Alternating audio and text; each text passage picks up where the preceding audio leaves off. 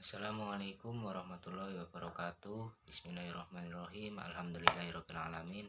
Wa bihi nasta'in wa ala umuri dunya waddin. Wassalatu wassalamu ala asrofil anbiya'i wal mursalin wa ala alihi wa sahbihi ajmain. Pada kesempatan kali ini izinkan saya perkenalkan, nama saya Ashafi Hidayatullah dengan NIM 234110102 dari kelas 1 KPIE yang ingin membawakan materi tentang sejarah Islamisasi di Banyumas. Ya, kita langsung saja masuk materi yang pertama. Kita lihat dari latar belakangnya, yaitu agama memiliki dua dimensi sekaligus. Yang pertama secara teologis dan yang kedua historis. Teologis di sini yaitu agama yang bersifat samawi merupakan wahyu Tuhan yang kebenarannya bersifat mutlak dan absolut. Sedangkan secara historis berada dalam ruang sosial, budaya, dan lingkungan yang berkembang secara dinamis. Di masyarakat Jawa, kebudayaan merupakan hal sentral yang menjadi bagian kehidupan sehari-hari. Dalam konteks kebudayaan, masyarakat Jawa dibagi menjadi dua, yaitu penduduk pesisir dan pedalaman. Penduduk pesisir ini merupakan penduduk yang aktivitasnya sebagian besar sebagai pedagang atau nelayan yang memiliki pengaruh besar terhadap Islam yang dibawa oleh para pedagang dari Gujarat, India, Persia, Arab, dan Cina. Sedangkan penduduk dari daerah-daerah pedalaman yang bercorak kejawen berpusat pada kota-kota kerajaan seperti Yogyakarta dan Surakarta serta Karesidenan Banyumas, Kedung, Madiun, dan Malang. Secara sosial, masyarakat Jawa terbagi menjadi wong cilik yang umumnya berprofesi sebagai petani dan berpendapatan rendah di kota, dan kaum priayi yang terdiri dari pegawai dan kaum intelektual. Selain dua kelompok tersebut, masih terdapat kelompok kecil yang memiliki prestise yang tinggi, yaitu kelompok ningrat atau ndoro. Masing-masing kelompok sosial ini memiliki konstruksi kebudayaan yang dijadikan sebagai etika dan landasan dalam melaksanakan aktivitas kehidupan sehari-hari. Wilayah Jawa Tengah bagian barat selatan atau biasa kita sebut dengan JTPS yang meliputi Banyumas, Cilacap, Purbalingga, Banjarnegara, dan Kebumen dalam sejarahnya mempunyai kaitan erat dengan kerajaan-kerajaan besar di Jawa. Contohnya Majapahit, Kesultanan Demak, Mataram, Yogyakarta, dan Kasunanan Surakarta. Dari segi bahasa, masyarakat JTPS memiliki dialek yang berbeda dengan wilayah eks-kerajaan-kerajaan Jawa di Demak, Yogyakarta, Surakarta, dan Jawa Timur. Dialek yang biasa disebut dengan ngapak menjadi ciri khas Banyumas dalam konstelasi kebudayaan Jawa. Menurut pandangan Ahmad Tohari, bahasa Jawa Banyumasan merupakan bentuk kelanjutan dari bahasa Jawa asli Kawi, sementara bahasa Wetanan merupakan bentuk baru dari proses politisi terutama oleh Sutawijaya. Egalitarisme sebagai corak kehidupan sosial wong cilik dominan terhadap kultur masyarakat JTPS. Begitu halnya terkait dengan orientasi kebudayaan yang mengaruh pada populisme. Berbeda dengan keraton yang orientasi kulturnya bersifat elitis. Hal ini karena kultur dibangun dalam rangka memberikan penghormatan kepada raja dan keluarganya. Secara historis, sejarah masyarakat JTPS terbentuk dari zaman prakolonial atau masa kerajaan Jawa. Majapahit merupakan kerajaan sentral yang memberikan pengaruh secara luas terhadap masyarakat Jawa, termasuk JTPS. Hindu-Buddha merupakan kepercayaan yang mayoritas dianut masyarakat pada masa itu, selain kepercayaan lokal. Namun di wilayah JTPS, kepercayaan Buddha masih terasa dalam kehidupan dan keberagaman masyarakat JTPS. Keagamaan dalam pola Buddha yang tidak memiliki atau mengenal dewa selaras dengan karakter kebudayaan masyarakat JTPS yang egaliter atau tidak mengenal kasta dan stratifikasi. Berdirinya Banyumas sendiri berdiri pada tahun 1582 yang pertama kali dipimpin oleh Kiai Raden Adipati Warga Utama II. Kehidupan keberagaman pada masa Mataram Islam awal di bawah Raden Sutawijaya berpola sama dengan kerajaan-kerajaan Jawa sebelumnya. Raja menentukan agama rakyatnya, artinya agama apa yang dianut oleh raja, maka rakyatnya mengikutinya.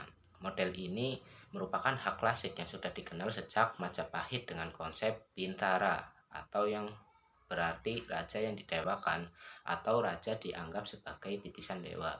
Pada masa Mataram muncul konsep manunggaling kawula Gusti yang bukan hanya dipahami sebagai penyatuan antara hamba dan Tuhan, tetapi juga rakyat dan raja. Dengan konsep ini, agama dan budaya berpusat pada raja. Pada masa Demak, ulama merupakan pemilik otoritas politik dan keagamaan yang heroik. Namun, pada masa Raden Sutawijaya, fungsi-fungsi penasehat diambil oleh para pujangga sebagai intelektual keraton yang cenderung beraliran mistis kejawen. Dengan demikian, maka corak Islam masa Mataram awal adalah Islam kejawen. Islam kejawen sendiri merupakan pertemuan antara Islam dan budaya Jawa melalui pendekatan sufistik. Pendekatan ini relatif menepikan unsur-unsur teknis dari agama seperti syariat atau fikih. Dalam praktiknya, misalnya bakar tupak atau membuat sesaji pada ritual keagamaan masih berjalan dan tidak dilarang. Serta yang kedua yaitu penyebutan nama Tuhan dari Sang Hayawidi menjadi Allah. Perkembangan Islamisasi Sutawijaya di Banyumas berlangsung cepat, dan saat ini bukti yang absah terkait sisa-sisa Islamisasi tersebut adalah Islam Aboge. Islam Aboge ini adalah Islam yang dianut oleh warga Pekuncen di daerah Pekuncen, Kecamatan Jatilawang, Kabupaten Banyumas. Islam ini yaitu Islam yang pengajarannya menggunakan ajaran dari mulut ke mulut tanpa menggunakan teks. Jadi kesimpulannya, kebudayaan dan masyarakat Banyumas dengan agama terutama Islam memberikan corak yang berbeda dengan Jawa pada umumnya. Namun persebaran Islam ini meluas ke beberapa wilayah di sekitarnya seperti Cilacap, Purbalingga, Banjarnegara, Brebes, dan Banjar Jawa Barat. Corak keagamaan di wilayah ini relatif sejenis yang bisa dilihat dari indikasi bahasa, praktik keagamaan, dan peninggalan-peninggalan sejarah Islam. Kemudian masuk materi yang kedua, yaitu potret masyarakat Jawa Tengah bagian barat selatan pada masa pra-Islam. Yang pertama, kehidupan sosial politik. Banyumas sebelum Islam tidak bisa dipisahkan dari sejarah dua kerajaan besar yang menguasai bumi Jawa, yaitu Kerajaan Majapahit dan Pajajaran. Dalam Babad Wirasaba diceritakan mengenai asal-usul Cakakutuh dan Raden Pakuwono atau Adipati Wirabudaya yang saat itu menjadi Adipati I di Kadipaten Wirasaba I. Pada saat itu wilayah Kadipaten Wirasaba I merupakan bagian dari wilayah Kerajaan Majapahit II, tepatnya pada masa pemerintahan Prabu Kertabumi Brawijaya V. Sementara dalam Babad Pasir Luhur, napak tilas Banyumas bisa dilacak pada zaman Kerajaan Pakuan Prahiyangan atau Pajajaran di Jawa Barat bagian timur. Putranya Dewata melahirkan 4 anak. Yang pertama Raden Banyak Catra, yang kedua Raden Harya Banyak Blabur, yang ketiga Raden Harya Banyak Ngampar, yang keempat Raden Pamekasan. Dari keempat putra Sri Prabu Langestu, sosok Raden Harya Banyak Catra lah atau yang biasa kita sebut dengan Lutung Kasarung atau Kamandaka menjadi identitas penting sebagai alat penghubung silsilah Kadipaten Pasir Luhur wilayah Barat Purwokerto dengan Kerajaan Pajajaran. Berdasarkan tulisan Van der Maulena, sejarah Banyumas sebenarnya bisa dikaitkan dengan cerita sejarah Kerajaan Galuh Purba yang berjalan sekitar tahun 78 Masehi yang didirikan oleh para pendatang dari Tanah Kutai melalui pantai Cirebon dan menetap di pedalaman Gunung Slamet, Gunung Cermai, dan lembah Sungai Serayu. Berdasarkan Babad Pustaka Raja-Raja I di Nusantara atau tulisan Pangeran Pangsekerta dari Cirebon, terdapat 3 wangsa yang berkembang pada abad 7-8, yaitu Wangsa Kalingga, Wangsa Sanjaya, dan Wangsa Silindra. Hal ini menunjukkan bahwa kerajaan Galuh Kalingga yang sebelumnya merupakan bagian dari kerajaan Galuh Purba lebih populer dibandingkan Galuh Purba. Transformasi kekuasaan dari Tarumanegara, Galuh Kawali, Galuh dalam beberapa abad selanjutnya melahirkan imperium baru di tanah Jawa, yaitu Kerajaan Pajajaran. Sehingga jika ditarik ke atas, sebenarnya sejarah kerajaan di wilayah Banyumas jauh lebih tua daripada kerajaan Pajajaran. Namun, keberadaan Kadipaten Pasir Luhur yang pernah menjadi wilayah kekuasaan Pajajaran juga memiliki dimensi historis tersendiri bagi Pajajaran. Pernah memiliki dominasi kekuasaan atas wilayah Banyumas. Berdasarkan uraian-uraian tersebut, secara sosial politis, Banyumas sebenarnya menjadi embiro lahirnya beberapa imperium besar yang pernah menjadi penguasa tanah Nusantara, khususnya Jawa. Namun, pembuktian atas fakta tersebut selama ini selalu mengalami kendala akibat rentang waktu yang terlalu jauh. Karenanya pembahasan mengenai sejarah politik Banyumas biasanya dimulai sejak Banyumas menjadi wilayah periferi dari beberapa kerajaan besar seperti Pajajaran, Majapahit, Demak, Pajang maupun Mataram. Dalam posisi juga hanya sebuah wilayah kabupaten yang berada dalam kekuasaan kerajaan. Tidak banyak peran sosial politis yang bisa dimainkan oleh masyarakat Banyumas selain menjalankan kebijakan dari pemerintah pusat. Selain itu, kondisi geografis wilayah Banyumas yang terisolasi oleh pegunungan di sepanjang utara hingga selatan semakin menjadikan Banyumas tidak strategis untuk menjadi pusat kegiatan sosial politik pada waktu itu. Padahal dari sisi potensi ekonomi yang bisa dihasilkan, Banyumas adalah daerah yang sangat subur sehingga mampu menghasilkan banyak produk pertanian dan perkebunan. Tidak dijadikannya Banyumas sebagai pusat pemerintahan, kerajaan, dan kondisi geografis serta alamnya yang berupa bebatuan pegunungan dan sungai-sungai besar yang mengintari justru menjadikan Banyumas sebagai wilayah yang memiliki struktur sosial mandiri dan unik jika dibandingkan umumnya struktur sosial di daerah lain. Struktur sosial masyarakat Banyumas justru menampilkan karakter yang unik, yaitu 1. Cowak berbicara dengan suara keras. Yang kedua, meloak atau berbicara dengan berlagak serius, apa adanya dan humoris. Yang ketiga, dablongan atau ndablong, seenaknya sendiri kalau mengkritik atau berkelakar. Yang keempat, ajiban, artinya bereaksi secara spontan melalui ucapan jika hajatnya terpenuhi. Yang kelima, ndopos, artinya berebut bicara saat mengeluarkan ide. Yang keenam, banyol atau berguru. Yang ketujuh, ndopok, artinya omong-omong mengeluarkan unek-unek. Kedelapan karakter ini tentu berbeda jauh dengan daerah-daerah lain di Pulau Jawa yang umumnya penuh unggah-ungguh, tata krama, basa-basi, dan hal-hal lain yang terstandarisasi oleh sosial keraton. Meskipun demikian, ini bukan berarti masyarakat Banyumas tidak memiliki struktur sosial. Namun struktur sosial masyarakat Banyumas lebih sederhana, meliputi kalangan elit atau priayi dengan tugas dan perannya sebagai pelaksana kebijakan keraton di tingkat kadipaten dan kalangan rakyat petani yang hidup dari pertanian. Di kalangan masyarakat Banyumas, Adikum Ado Ratu Cedak Watu. Ini adalah gambaran konkret kondisi Banyumas yang berada pada wilayah periferi dan pusat pemerintahan, tetapi mereka sangat dimanjakan oleh alamnya yang subur. Tokoh Bawor adalah representasi dan sekaligus filosofi hidup yang menggambarkan bagaimana Adikum Ado Ratu Cedak Watu tersebut mekar dalam kehidupan sosial masyarakat budaya. Dalam cerita pewayangan, tokoh Bawor dikenal dengan watak anak sulung dari Semar menarik. Tokoh Bawor hanya ada dalam gaya atau gerak wayang Banyumasan dan Pasundan. Adapun karakter dari Bawor yang menjawab perilaku sosial masyarakat Banyumas, yaitu yang pertama, sabar lan nerima, artinya sabar dan menerima apa adanya dalam kehidupan seharian. Yang kedua, cancudan atau rajin dan cekatan. Yang keempat, caplaka atau lugas dan terbuka tanpa tendang aling-aling.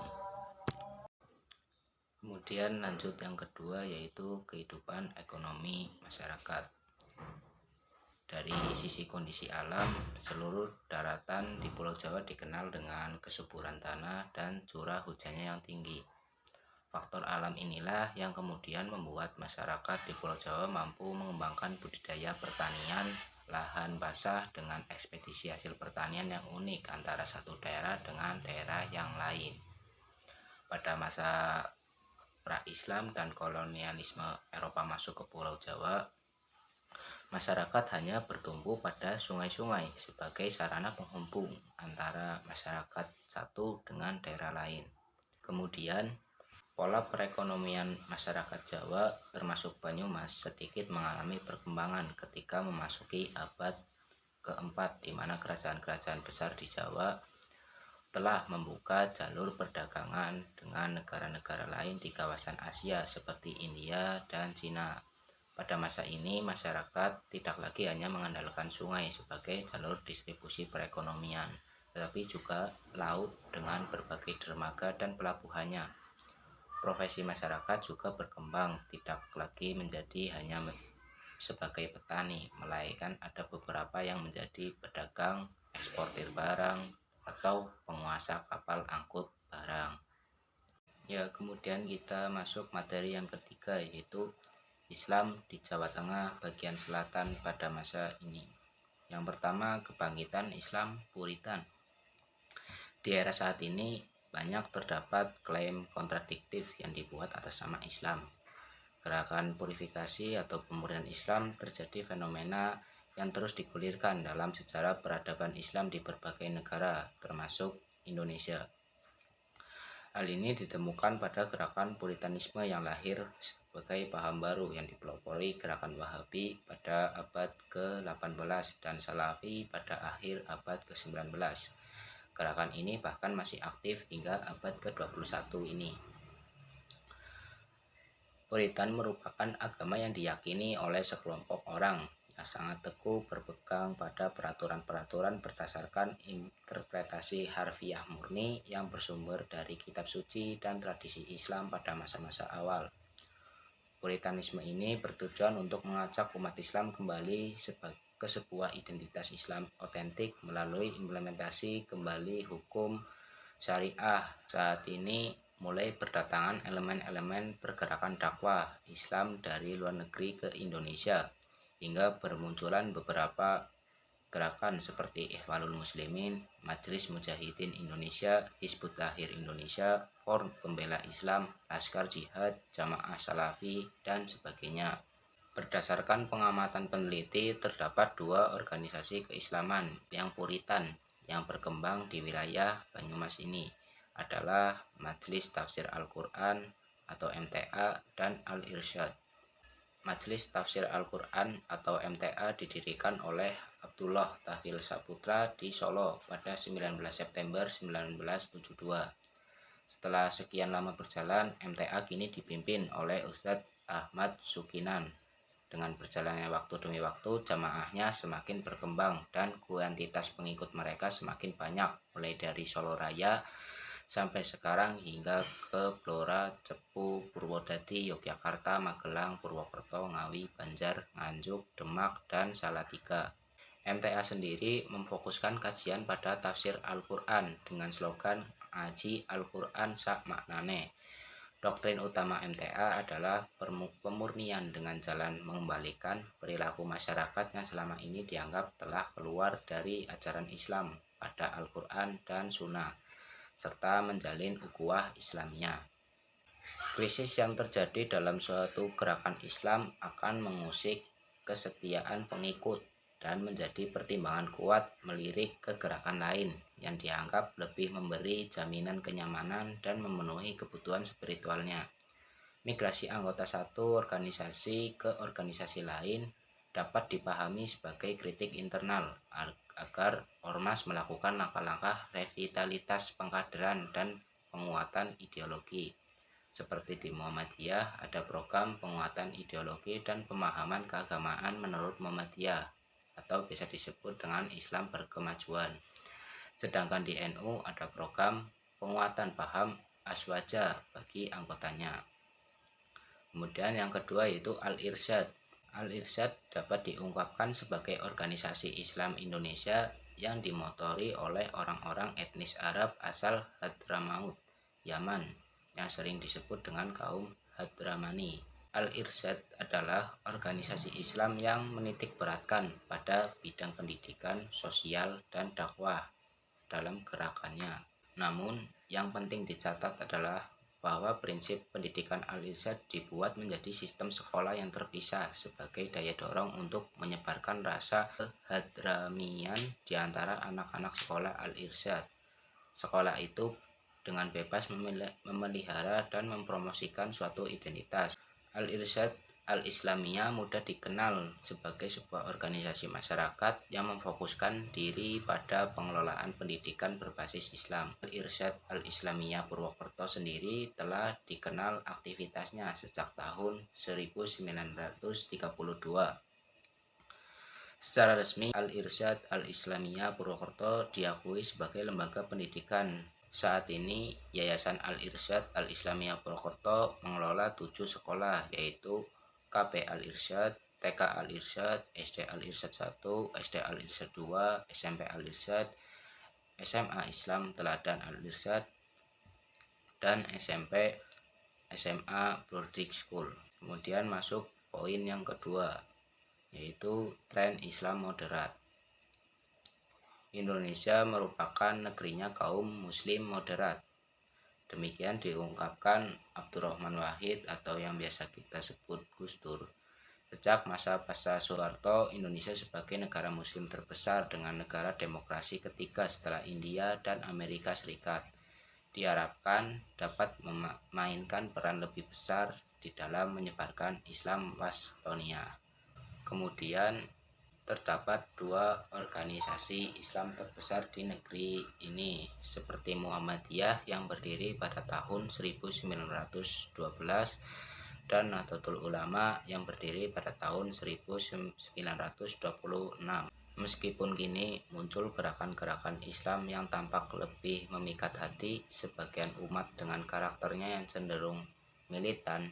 Dengan demikian, Islam moderat dalam konteks keindonesiaan adalah Islam yang menyejukkan, bukan ekstrem atau radikal, anti terhadap kekerasan atau tidak menempuh garis keras di dalam mengimplementasikan keberhasilannya. Islam moderat ditandai dengan beberapa karakteristik, yaitu berperilaku normal atau tawasud di dalam mengimplementasikan ajaran agama, menghindari kekerasan, toleran terhadap perbedaan pendapat, memprioritaskan dialog, berpikir nasional berdasarkan wahyu, mengakomodir konsep-konsep modern yang secara substansional mengandung maslahat, menafsirkan teks secara kontekstual, dan menggunakan ijtihad di dalam menafsirkan apa yang tidak termaktub di dalam Al-Quran atau As-Sunnah. Dalam perspektif Islam, peran integrasi ini misalnya terlihat dalam wujud NU dan Muhammadiyah di Indonesia. Perkembangan NU di Jawa Tengah bagian selatan. NU adalah suatu jamiah diniyah Islamiyah yang didirikan di Surabaya pada tanggal 16 Rajab 1344 Hijriah atau 31 Januari 1926 Masehi. Berakidah Islam menurut Ahlussunnah wal Jamaah dan menganut salah satu mazhab, yaitu Syafi'i. Sebagai jamiah keagamaan dan organisasi kemasyarakatan, NU memiliki prinsip-prinsip yang berkaitan dengan upaya memahami dan mengamalkan ajaran Islam, baik yang berhubungan dengan komunikasi vertikal maupun komunikasi horizontal. NU mendasarkan pemahaman keagamaannya pada sumber ajaran Islam, yaitu Al-Quran, Al-Hadis, Al-Ijma, dan Al-Qiyas. Dalam memahami dan menjalankan ajaran Islam dari sumber-sumber tersebut, NU mengikuti paham Ahlussunnah wal Jamaah dan menggunakan pendekatan madhabi. Sejalan dengan pembangunan dan perkembangan industri dan globalisasi, Kehidupan basis pendukung NU mengalami perubahan baik secara sosial, politik, maupun ekonomi. Nahdliyin yang melakukan urbanisasi tidak sedikit. Pada titik tersebut muncul transformasi atau pembentukan wajah baru. NU sebagai organisasi kemasyarakatan berbasis agama terbesar di Banyumas tidak bisa dilepaskan dari tradisi pesantren, kiai, santri dalam praktik berpolitik mereka. Pesantren dan tempat mengaji yang tersebar di sudut Nahdliyin. Tetapi hal itu terlihat pada ikatan sangat kekeluargaan yang kuat. Mereka kokoh memegang prinsip terutama demi mempertahankan ajaran Ahlussunnah wal Jamaah. Warga NU di Banyumas kini bukan hanya yang hidup di desa seperti petani, penderes, dan seterusnya yang kurang memiliki daya tawar politik. Tak sedikit tokoh atau elit NU yang menduduki jabatan strategis dalam lingkup pemerintahan daerah maupun nasional. NU di Banyumas tidak hanya besar dan kuat secara agama, akan tetapi juga kuat secara ekonomi. Di kampung-kampung kaum Nahdliyin memiliki koperasi simpan pinjam yang dikelola secara mandiri oleh warga setempat. Belum lagi mereka juga membangun paguyuban-paguyuban yang bergerak di bidang pertanian dan perkebunan.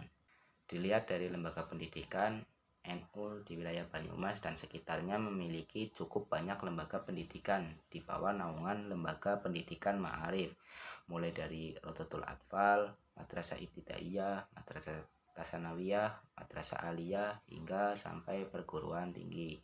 Kemudian yang kedua yaitu perkembangan Muhammadiyah di Banyumas.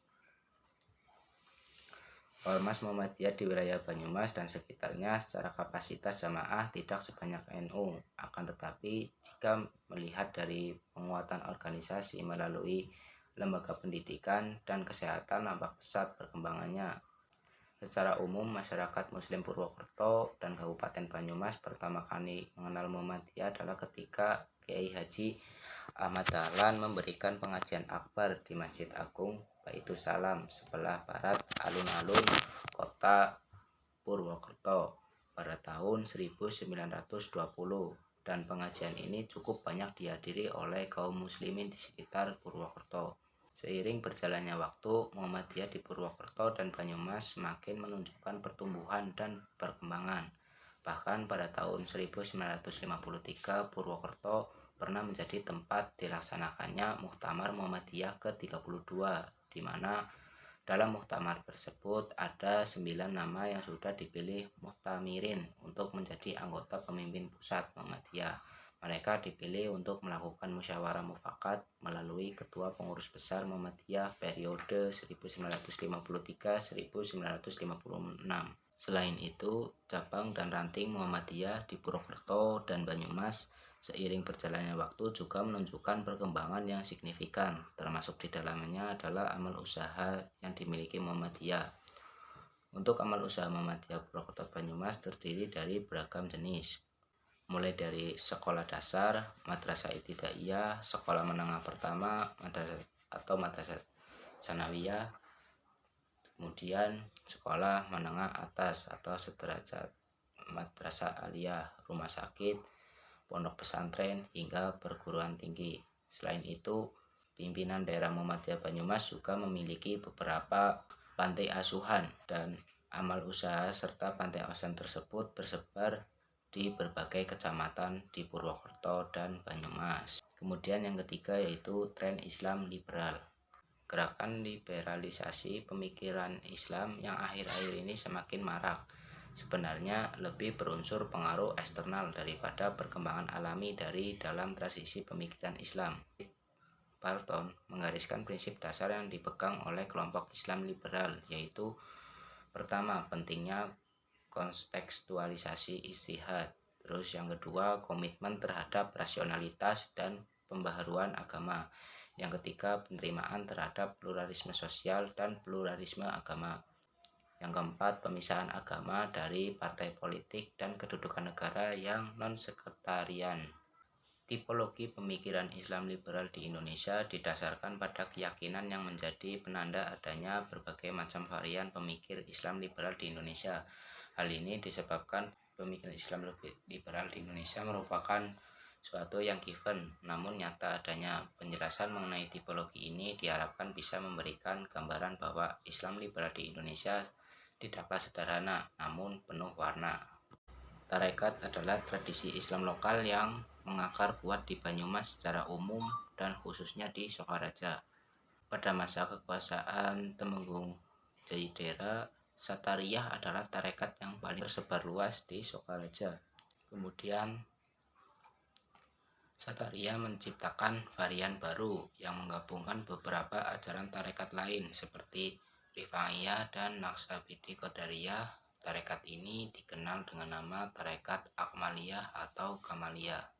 Jadi kesimpulannya, perkembangan Islam di Pulau Jawa secara umum tidak lain berawal dari sebuah kerajaan di daerah Demak yang biasa disebut dengan Kerajaan Demak. Secara geografis, Kerajaan Demak terletak di daerah Demak, Jawa Tengah. Oleh masyarakat sekitar, Demak juga dikenal dengan sebutan Bintoro atau Gelaga Wangi. Kerajaan Demak merupakan bawahan dari Kerajaan Majapahit. Jika dibandingkan dengan umur, Kerajaan Demak jauh lebih muda dari Kerajaan Majapahit. Masa kejayaan Demak terjadi pada masa Raden Patah, di mana pada masa kepemimpinannya Kerajaan Demak berkembang dengan cepat karena pengaruh dari Wali Songo. Kerajaan Demak kembali mencapai masa kejayaannya pada masa kepemimpinan Pangeran Trenggono. Jadi kesimpulan sejarah Islamisasi di Banyumas ini, Banyumas masih memiliki beberapa Islam yang menggabungkan dengan pemahaman kejawen, atau istilah ini yang biasa disebut dengan Islam Aboge. Islam yang beranggapan bahwa ulama itu adalah yang menjalankan pemerintahan, sedangkan Islam Aboge sendiri tidak menyukai dengan sistem tatanan pemerintahan.